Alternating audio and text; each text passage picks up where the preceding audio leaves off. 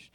Que alegria podermos estar reunidos hoje para juntos mais uma vez adorarmos ao Senhor, meditarmos na sua santa palavra. Hoje falaremos sobre um tema que é central na fé cristã reformada, mas que, por diversos motivos, curiosamente, muitos crentes ainda não compreendem com profundidade, ou fingem não compreender. E o tema dessa noite é o sacerdócio universal de todos os santos. E talvez você pense, pastor, que negócio é esse de sacerdócio universal? Eu nunca fui sacerdote na minha vida. Mas a verdade é que a Bíblia nos revela é que em Cristo, obrigatoriamente, todo crente é chamado a viver como sacerdote diante de Deus. Então, se o Senhor nos permitir, hoje eu e você vamos de uma vez por todas entender o que significa e quais são os impactos desse sacerdócio na nossa vida. Para começar, a gente precisa voltar lá no início de todas as coisas, ou seja, olharmos para o sacerdote lá no Antigo Testamento. E quando a gente faz essa viagem, a gente descobre, o sacerdote era aquele que servia como ponte, como mediador entre Deus e os homens, e também no sentido contrário, entre os homens e Deus. Esse sacerdote oferecia sacrifícios, queimava incensos, fazia orações, e uma única vez por ano, ele se purificava durante muito tempo, para poder entrar no Santo dos Santos, levando o sangue do Cordeiro, onde ele pedia perdão pelos pecados de todo o povo. Ele, nesse dia, precisava vestir roupas especiais, separadas para o serviço ao Senhor, como a gente pode ver lá em Êxodo 28, e seu papel era sagrado. O papel do sacerdote é um papel indispensável. Sem esse sacerdote habilitado por Deus, o povo não podia nem sequer pensar em se aproximar do Senhor. Exatamente como o próprio Deus tinha instruído montar lá, figurativamente, o Santo dos Santos, onde, eu não sei se você se lembra, tinha um véu, e esse véu separava a parte que era acessível da parte que só aquele representante exclusivo podia acessar. Todos esses símbolos, todas essas imagens, viam para evidenciar a gravidade da separação entre Deus, que é santo, que é poderoso e é gigantescamente imenso, e o ser humano, pequeno, marcado pelo pecado, pela corrupção. Então, essa figura do sacerdote era um elemento essencial para restabelecer essa conexão que tinha sido perdida, mesmo que fosse restabelecida só por um pequeno tempinho. Mas tudo isso, meu irmão, minha irmã, apontava para algo muito maior. Ou seja, o sacerdócio lá do Antigo Testamento era incrível, era extremamente necessário. Mas ainda assim era apenas uma sombra do que viria. Era só uma pitadinha do que Jesus Cristo realmente representaria na história. Então, não basta só olhar para o sacerdócio no Antigo Testamento. Precisamos olhar para o sacerdócio de Cristo. Quando Jesus vem ao mundo, ele cumpre de forma perfeita o papel do sacerdote. O livro de Hebreus, no capítulo 4, versículos 14, 15 e 16, vai dizer assim: tendo, pois, um grande sumo sacerdote, Jesus, o Filho de Deus, que penetrou os céus, retenhamos firmemente a nossa confissão. Cheguemos, pois, com confiança ao trono da graça. De maneira, irmãos, que Cristo é o sumo sacerdote perfeito. Não apenas porque ele ofereceu o sacrifício, mas porque ele oferece a si mesmo como sacrifício sem qualquer corrupção, um sacrifício perfeito. Então, através da morte do nosso Senhor lá na cruz, o véu do templo se rasgou. E a gente tem um monte de música que a gente canta sobre isso. E o que isso significa? O que significa esse negócio de rasgou o véu? Isso significava Deus dizendo: agora o acesso está restaurado. Agora, através dos méritos de Jesus na cruz, vocês têm livre acesso ao Pai, vocês têm um novo caminho para acessar. Não precisamos mais de um homem que atue como mediador em nosso favor, porque o próprio Filho de Deus entregou a sua vida e nos levou com Ele para desfrutarmos disso tudo. E esse ato, meu irmão, minha irmã, reconfigura toda a estrutura, toda a função do sacerdote. Então precisamos agora olhar para o sacerdócio como descrito no Novo Testamento. Já que o véu já foi rasgado, nasce uma nova realidade espiritual. Aqueles que creem em Cristo são feitos automaticamente sacerdotes. Isso significa que Emanuel, uma criança, é sacerdote? É ou não é, gente? E a Rosa é sacerdote? É isso, irmãos. Aqueles que creem em Cristo são feitos automaticamente sacerdotes. Você não tem que fazer um curso para isso. Você não precisa arrastar para cima para nada, se inscrever em lugar nenhum. Pedro vai dizer, inclusive, o seguinte, quando ele escreve a primeira carta dele, capítulo 2, versículo 9. Ele vai dizer aquele trecho que também virou várias músicas, né? Vós, porém, sois geração eleita, sacerdócio real, nação santa, povo adquirido, para que anuncieis as virtudes daquele que vos chamou das trevas para a sua maravilhosa luz. Agora, irmãos, cada cristão tem acesso direto ao Pai. Podemos orar, podemos adorar, podemos servir, podemos interceder de qualquer lugar, porque não tem a ver com seus méritos, com a sua oração ou com a sua habilidade, mas por causa do sangue de Jesus que foi derramado em seu favor.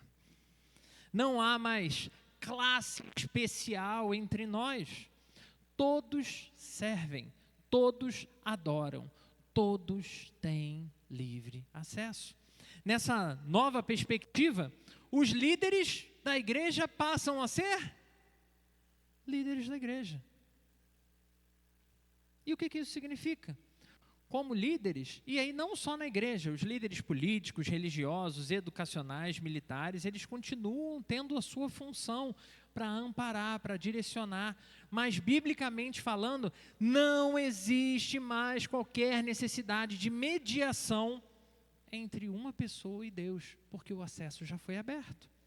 Nem Maria, nem os santos, nem homem, nem mulher, por mais santo que se pareça. Mas infelizmente, é verdade também, que com o passar do tempo, muitos começaram a reconstruir o véu, meio que costurar o véu ali para dizer, não, peraí, não é qualquer um que acessa a Deus, não. Cristo rasgou, mas rasgou só para alguns, não é para todos. Alguns líderes passaram a se colocar como mediadores entre Deus e os homens, como se eles fossem o próprio Cristo. Como se o crente simples não tivesse acesso ao seu Salvador. Como se não tivesse esse acesso que já foi garantido. E a história mostra isso, irmãos. Padres, pastores, líderes, às vezes assumem um lugar que não é deles, um papel que é exclusivo de Jesus. E é aí que a gente precisa olhar para o que as Escrituras falam a esse respeito. Hebreus, capítulo 10, versículos 19 ao 22, vai dizer o seguinte, presta bastante atenção. Tendo, pois, irmãos, ousadia para entrar no Santo dos Santos, pelo sangue de Jesus. Aí eu pulo um pouquinho. Aproximemo-nos com um coração sincero e plena certeza de fé. Ou seja, uma vez que Jesus morreu e que Jesus ressuscitou, rasgando em absoluto o véu da separação, que era o que nos separava de Deus, nós não precisamos de mais nenhum homem ou mulher santa. Não precisamos de mais nada para chegar até Deus. Sabe o que isso significa na prática? O que significa na prática? Fala aí, Camila. O que significa na prática? Isso aí. Você não precisa de um pastor para orar pedindo perdão no seu lugar. Você não precisa dar um animal para ser sacrificado pelo seu erro. Por isso temos um momento de confissão de pecados em oração silenciosa na nossa liturgia, para que a gente possa lembrar exatamente desse ato, que você, diante do altar, rasgando o seu coração, tem acesso a Deus e no nome de Jesus tem os seus pecados perdoados. Você pode falar com Deus agora mesmo. mas também pode falar lá do seu quarto, no seu trabalho, no ônibus. Tudo isso, meu irmão, minha irmã, porque Jesus já abriu o caminho. Porém, a gente também não pode confundir as coisas. Agora eu tenho acesso livre, agora, graças a Deus, não preciso de mais ninguém. Porque aqui é importante a gente entender alguns detalhes desse sacerdócio. Sim, todos os crentes são sacerdotes, mas não, nem todos têm ofício para ser pastor. Não dá, não dá. Cada um de nós tem uma função. Nós somos parte de um corpo. E a própria Escritura vai dizer para a gente, se todo o corpo for olho, o que acontece? Que olhão, mas que passa fome, que vai desnutrir, que vai morrer. Precisamos de cada parte em atividade. Isso também nos leva a pensar que o pastor tem uma função específica, e não é mandar. Puxa vida, não era para eu falar isso, né? O pastor não é para mandar na gente, para definir que a gente vai namorar, para definir o que a gente vai fazer na nossa vida. Não é essa a função do pastor. O pastor serve então para quê? Ele serve para ensinar, para orientar, para conduzir, para dar ferramentas para você enfrentar as suas dificuldades. Exatamente como a gente vê em Efésios 4. Não para substituir o seu relacionamento com Deus, mas para te amparar nessa jornada. Muito menos para mediar a sua relação com Deus. É para te ajudar na relação com Ele. O sacerdote comum, ou seja, você, eu, cada um dos que estão aqui, você que está aí participando desse culto em qualquer outro lugar, nós vivemos na presença de Deus. Então nós servimos dessa forma, nós oramos dessa forma, nós representamos Cristo no mundo em tudo que fazemos. Quando você xinga, você está representando o Senhor. Quando você briga, você está representando o Senhor. Como tem sido essa sua representação? O pastor, ele é sim um sacerdote, como você, mas ele é apenas um servo entre outros servos, uma espécie de irmão mais velho na caminhada, né? Para te amparar nesses momentos de dificuldade. Então, uma vez que a gente entende isso, eu quero que você anote aí, puxe o seu celular, algumas perguntas para você refletir até quarta-feira. Se prepara que é bomba. É bomba. Pergunta número 1. Posso? Pergunta número 1. Você tem vivido como espectador ou como um sacerdote de Deus? E qual é a diferença? O espectador vem para o culto. O culto hoje foi bom. Gostei. Dou nota 7. Foi bem legal o culto. Ou você é alguém que, nossa, hoje eu pude cultuar. Nossa, meu coração foi alimentado. Segunda pergunta. Em que momentos da sua rotina você tem oferecido sacrifícios espirituais? Em que momentos da sua rotina você tem oferecido sacrifícios espirituais? Essa aqui já começa a ficar mais tenso o negócio, porque se você é sacerdote está vinculado a sacrifício. Como é que você faz isso? 3. Pergunta número 3. De que maneiras práticas você pode interceder por outras pessoas? Porque também é essa a função do sacerdote. Como que você pode interceder por outras pessoas? E isso não me vem com aquela coisa genérica, não, orando pela paz mundial. Não, responde você mesmo na sua vida. 4. Deixa eu ver, acho que essa é a última. Não, são 5, né? Eu já tinha falado que era 5, desculpa. Pergunta número 4. Sua casa tem sido um templo? Pergunta número 4. Sua casa tem sido um templo? Ainda que pequenininho, ainda que com um grupo limitado de participantes, porque não cabe todo mundo, mas tem sido um templo? E a última pergunta para a gente refletir. Há algo na sua vida que ainda o impede de entrar confiadamente na presença de Deus? Há algo que ainda te impede de viver tudo que o Senhor te chamou para viver? Porque é a partir dessas perguntas, irmãos, que realmente vamos poder avaliar. Quer que eu repita? A 5? Desculpa. Há algo na sua vida que ainda o impede de entrar confiadamente, com segurança, na presença de Deus? Essa é a pergunta.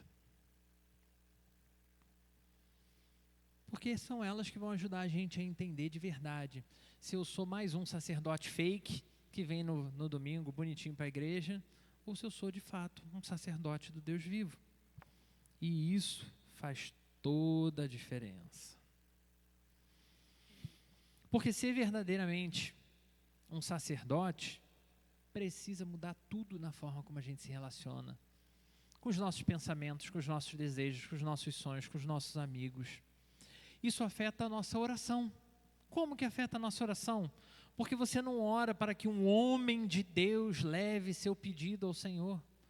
Você entende o seu lugar e você mesmo, independente de ser homem ou mulher, você dobra o seu joelho, você se conecta com o Senhor, você pode orar diretamente para falar com Deus. Então, meu irmão, isso é um privilégio gigantesco. Em nome de Jesus, ore. Quem aqui está com um ano muito, muito fácil? 2025 maravilhoso, fácil demais. Cheio de dinheiro na conta. Cheio de comida em casa, cheio de coisa boa, sem nenhum problema, saúde 100%. Não? Então o que a gente tem que fazer mais, gente? Orar. Orar e colocar tudo isso para Deus. Mas orar confiando que Deus ouve. Orar confiando que Ele responde, que Ele tem poder para isso. Mas também precisa afetar o nosso trabalho. Afinal de contas, nosso emprego não é apenas mais um ganha-pão. Ele é um altar. Ele é um altar que o Senhor colocou diante de você, para você servir ali a Deus com integridade, no jeito que você fala, nas coisas que vem na sua mão para fazer, honrando ao Senhor em cada decisão, em cada palavra. Isso também afeta a forma como a gente se relaciona nas nossas famílias. Cada pai, cada mãe é sacerdote representando Cristo no seu lar. E deve fazer como? Ensinar, orar, interceder, acompanhar os filhos. Mais do que dizer, gente, aqui ó, vou abrir um parêntese.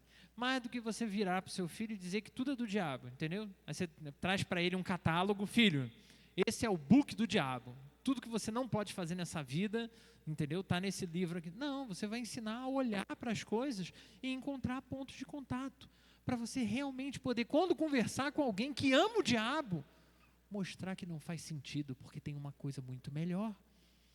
Isso só acontece quando a gente é ensinado por um sacerdote. Isso precisa mudar a nossa vida na igreja, irmãos. Porque não adianta a gente apenas assistir culto, não. A gente precisa participar ativamente de todos os atos.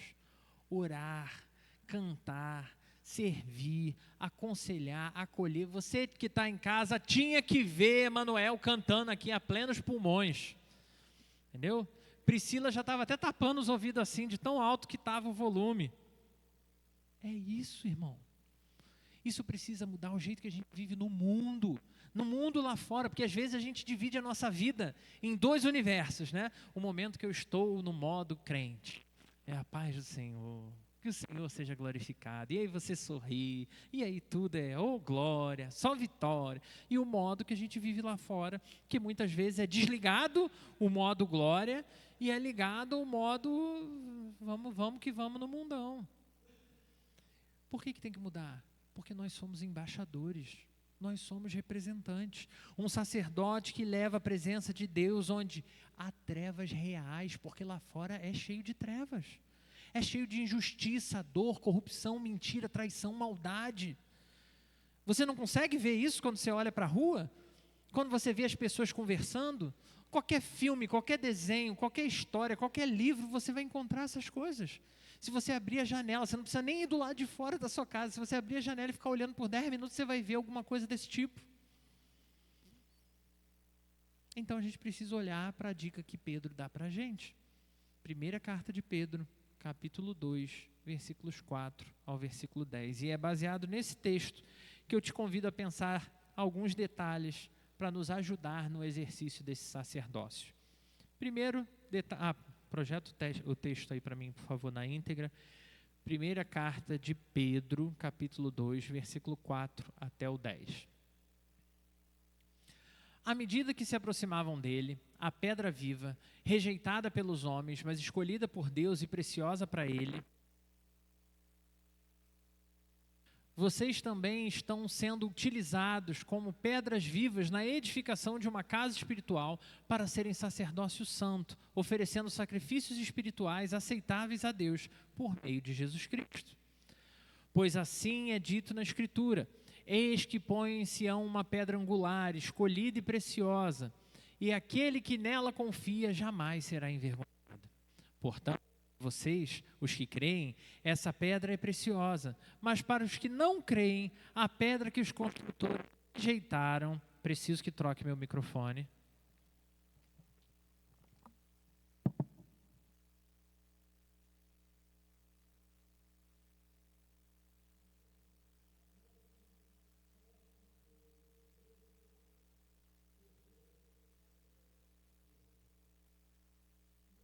De tropeço e uma rocha que faz cair. Os que não creem tropeçam, porque rejeitam a mensagem, algo para o qual estavam destinados. Vocês, porém, são geração eleita, reino de sacerdotes, nação santa, povo que pertence a Deus, para anunciar as grandezas daquele que os chamou das trevas para a sua maravilhosa luz. Antes, vocês não eram povo, mas agora são povo de Deus. Não haviam recebido misericórdia, mas agora a receberam. Primeira coisa que você precisa entender no exercício do seu sacerdote, do seu sacerdócio é: qual é a sua identidade? Vocês também, como pedras vivas, sois edificados casa espiritual. Isso significa, irmãos, que antes você era nada mais, nada menos do que brita. Brita não é o feminino de brito. Brita é aquela pedrinha, sabe, de obra, que você vê aí espalhado pela rua, em um monte de lugar. Antes nós éramos pedras jogadas, sem nenhum cuidado, com cada um com seu tamanho irregular, do jeito que queria, sem um lugar para se encaixar. Só que quando o Senhor veio ao nosso encontro, Ele começa a polir você, Ele começa a trabalhar a minha vida e o meu coração, e Ele não nos deixa pedras muito bonitas para a glória dEle.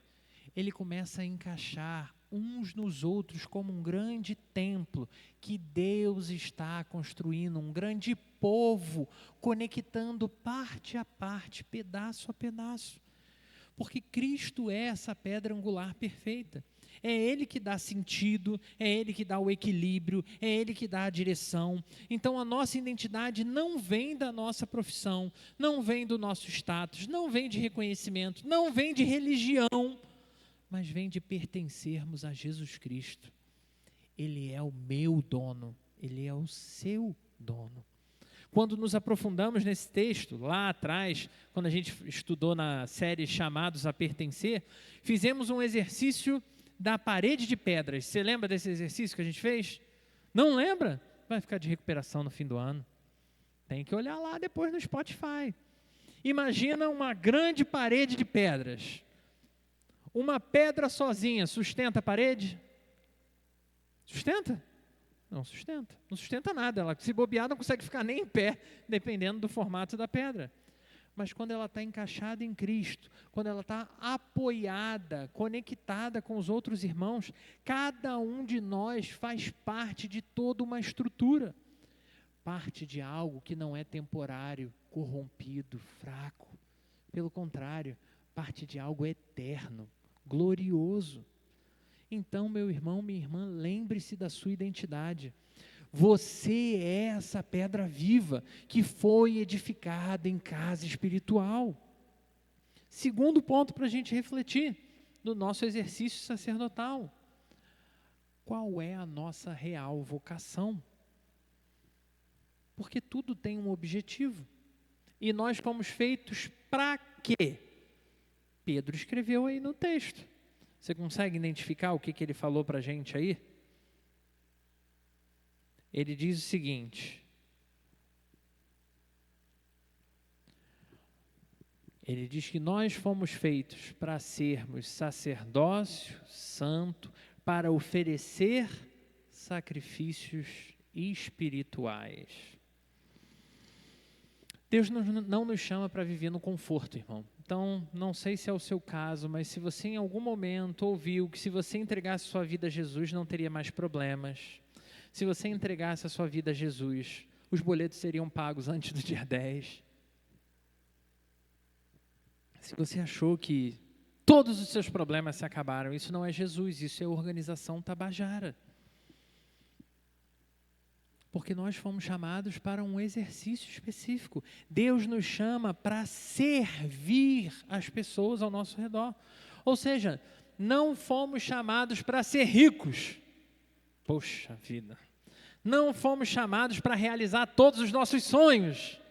Poxa vida. Não fomos chamados para ser grandes influenciadores. Nada disso. Um ou outro pode ter, sim, esse chamado. Mas todo servo, serva do Senhor foi chamado para uma obra exclusiva, um objetivo muito especial. Qual é essa obra e esse objetivo? Fomos chamados para sermos sacerdotes que oferecem sacrifícios espirituais. O sacrifício esperado de nós aqui, para a gente já entender o que são esses benditos sacrifícios, né? Não tem nada a ver com a sua salvação. Em nome de Jesus, tire isso da sua cabeça. Não tem a ver com o pagamento das dívidas dos seus pecados, pois o que a Bíblia nos garante é que esse pagamento aí já foi, já está quitado. O supremo sacerdote já pagou a nossa dívida. Mas, enquanto sacerdote, hoje, em 2025, nós oferecemos ao Senhor louvor.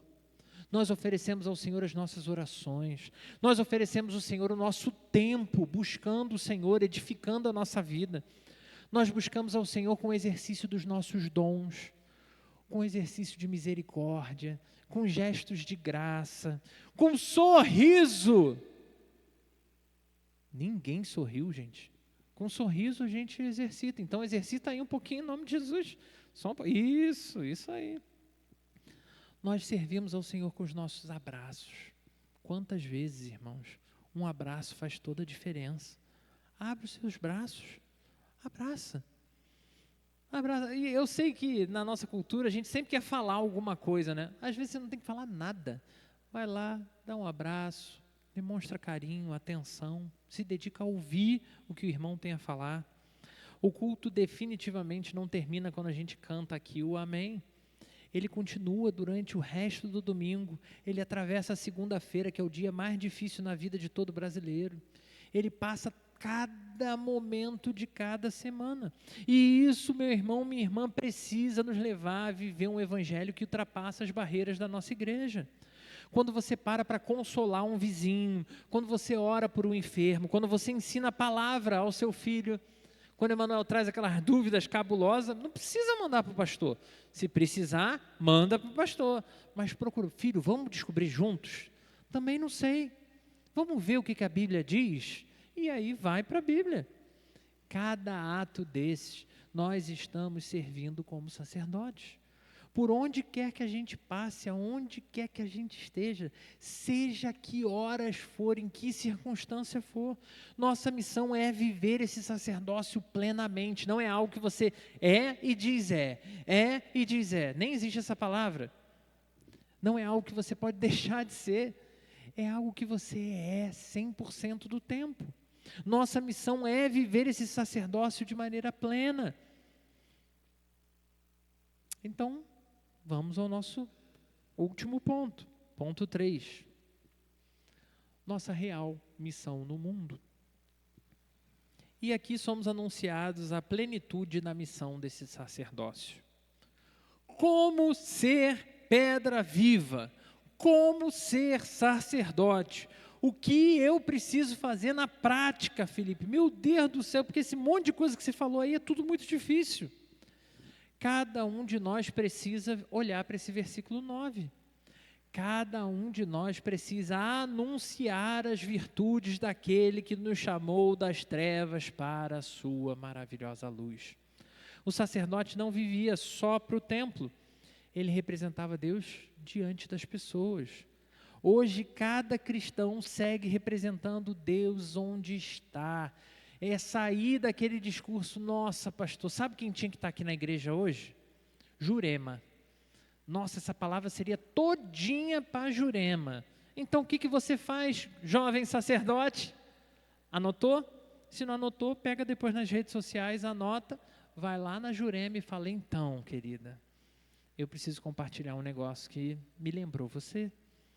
Isso precisa levar a gente a exercitar. Não adianta vir aqui achar que você vive como ovelha gorda, que entra no curral, come, passa pelos tratamentos e depois volta para dormir. Não existe isso no reino, irmão.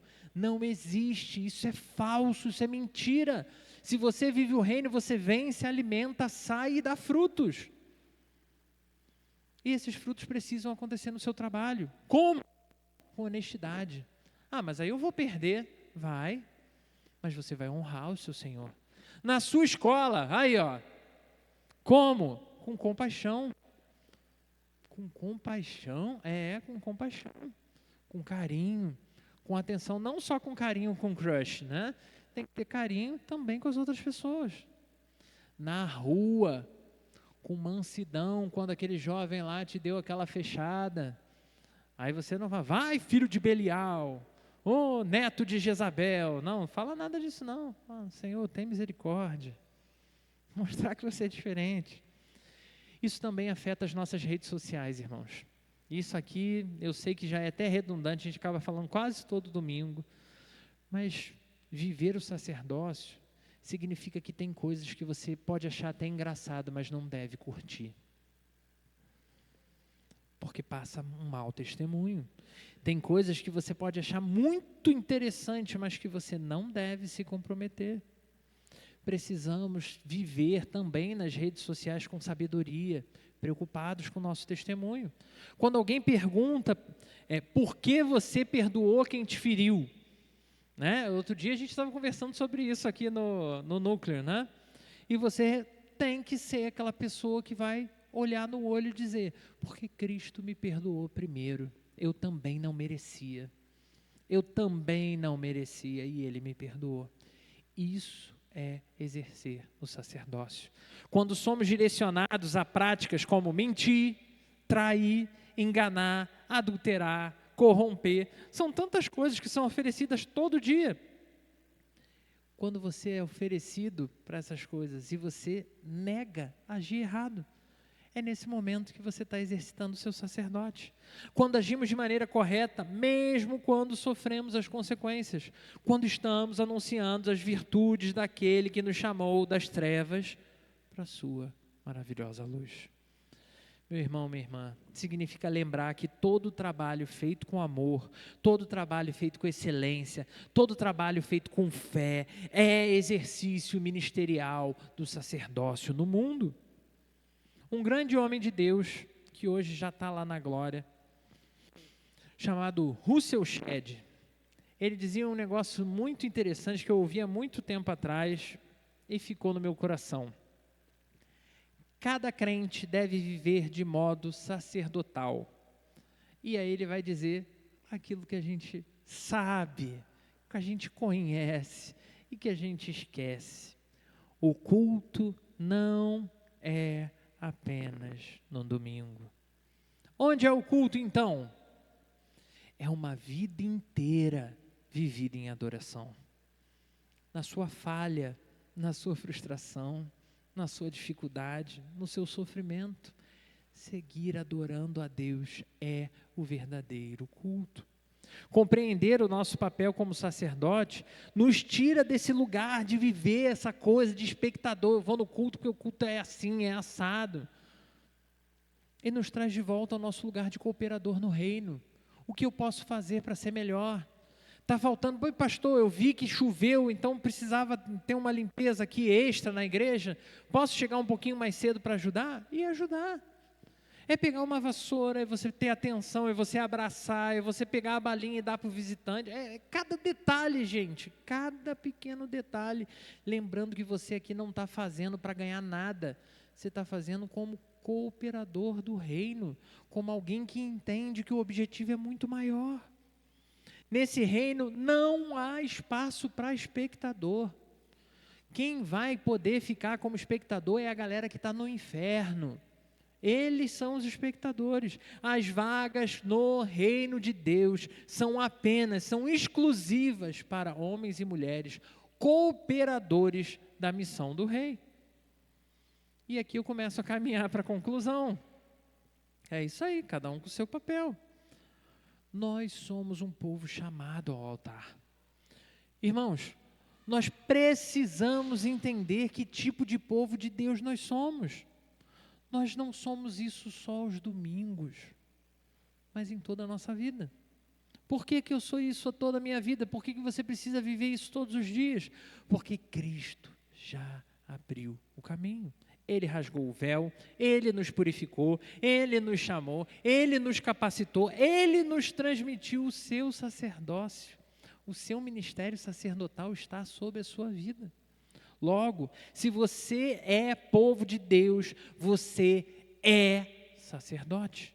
Então lembre-se, você tem um altar. Esse altar é a sua vida. E aí a gente pode voltar àquela pergunta: o que você tem sacrificado nesse altar? Eu preciso te lembrar, assistir série não é pecado. Nenhum amém? Ninguém gosta de assistir série aí, não? Assistir guerreiras do K-pop não é pecado.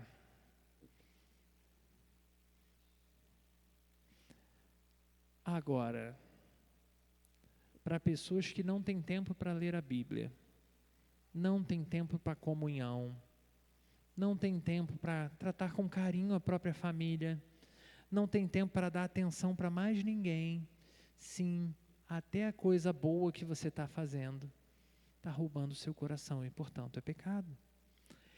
A sua vida é um altar. E as suas escolhas têm mostrado a quem de fato você adora. Então não viva mais como apenas um espectador. Ah, Senhor, se eu tivesse mais tempo. Ah, se eu tivesse mais isso e mais aquilo. Há uns anos atrás eu vivi uma experiência muito interessante. Um pastor amigo meu dizia o seguinte: eu não sirvo melhor a igreja porque eu não tenho tempo. E ele começou a deixar vários furos com a igreja. E numa circunstância, ele virou, estava eu e um terceiro amigo, estava eu, esse pastor e um terceiro amigo, e o pastor pegou e falou assim: ah, irmãos, eu queria tanto servir ao Senhor, estar mais na igreja, fazer mais pela igreja, isso é o pastor. Mas minha mãe é muito doente, então eu não posso. E aí esse outro irmão virou para o pastor e disse assim, o que me chocou porque eu não estava esperando, né? Não estava preparado. Ele virou para o pastor e disse assim: pastor, se eu fosse o Senhor, eu teria muito cuidado, porque o Senhor está colocando a sua mãe entre Deus e o serviço que Ele espera do Senhor e as suas escolhas nas suas ações da semana. Naquela semana a mãe do pastor morreu. Foi o irmão que matou a mãe dele? Eu vi que eu perguntei só uma pessoa na igreja inteira balançou a cabeça que não. Quer dizer, então todo mundo acha que foi o irmão, né, que foi um mau agouro, foi uma maldição. Irmãos, nesse caso, Deus já tinha alertado, que é o que está acontecendo com você hoje à noite. O Senhor também está te alertando que tem coisas na sua vida que estão roubando o seu tempo, que é tempo de Deus, tempo de comunhão, tempo de viver o sacerdócio. Não viva mais como espectador, assuma o seu lugar como adorador de Deus, porque a sua adoração está sendo roubada para outras coisas. Não busque mais colocar outras coisas como coisas que vão te trazer prazer, que vão te trazer bem-estar, que vão fazer você ser um humano melhor. Mas entenda como viver na presença de Deus diariamente. Porque é verdade também que talvez até aqui você tenha ouvido tudo que eu falei e continue pensando: pastor, legal isso aí que o senhor falou, achei interessante, esse negócio aí de sacerdócio, né? Pô, bonito. Mas eu não me vejo nem mesmo como parte do povo de Deus, que dirá me sentir como um sacerdote. Ou ainda, irmãos, digamos que talvez o seu caso não seja esse, mas você ainda não tenha se encontrado verdadeiramente com o sumo sacerdote, aquele que rasgou o véu, Jesus Cristo.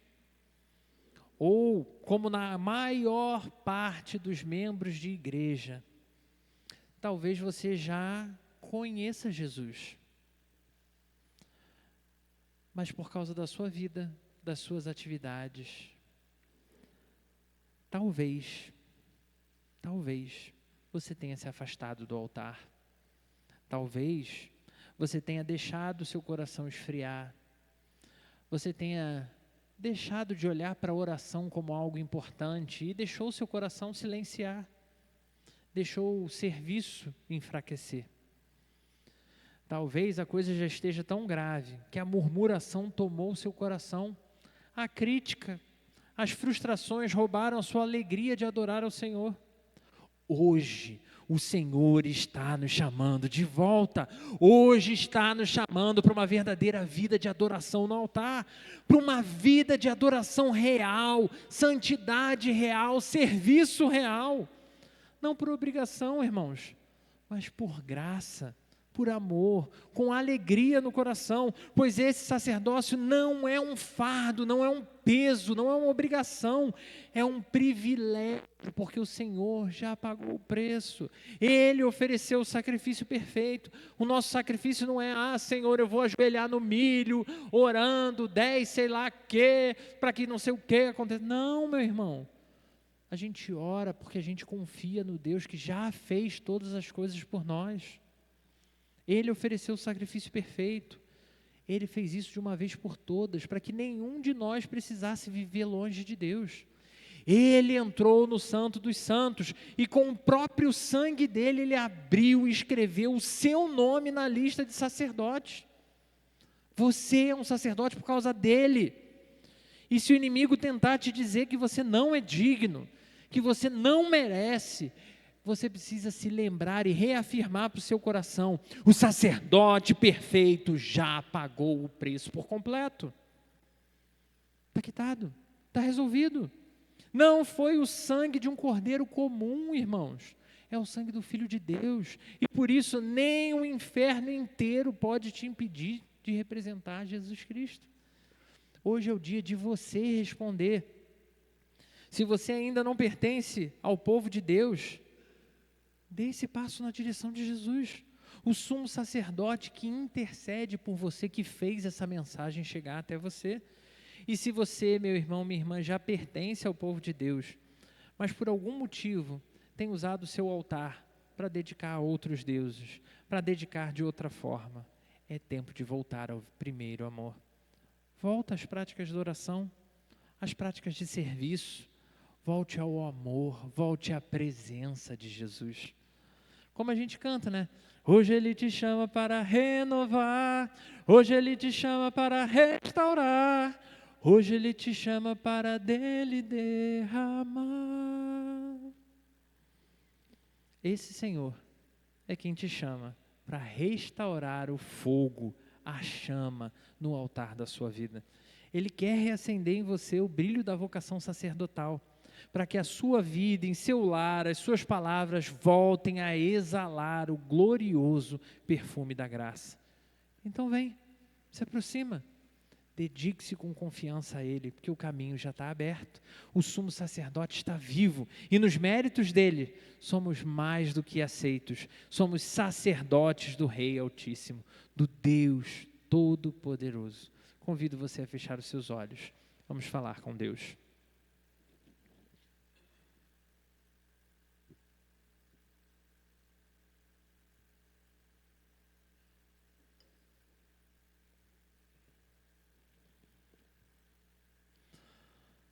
Senhor nosso Deus, obrigado, Senhor, porque o Senhor nos deu o privilégio de sermos chamados sacerdotes do Teu reino.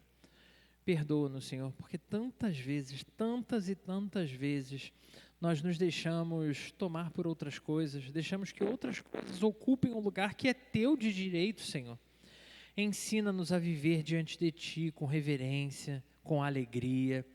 Faz de uma vez por todas, Senhor, o nosso coração compreender que cada ato de amor, cada oração, cada gesto de misericórdia é um sacrifício vivo, santo e agradável ao Senhor. Ah, Deus, que o Teu Espírito Santo nos lembre a cada dia, todos os nossos dias, que o véu já está rasgado e o trono continua diante de nós, acessível. Que no nome de Jesus Cristo, nosso sumo sacerdote, aquele que já pagou o preço, essa seja a realidade de cada um de nós. É no nome do nosso Senhor que nós rogamos todas essas coisas.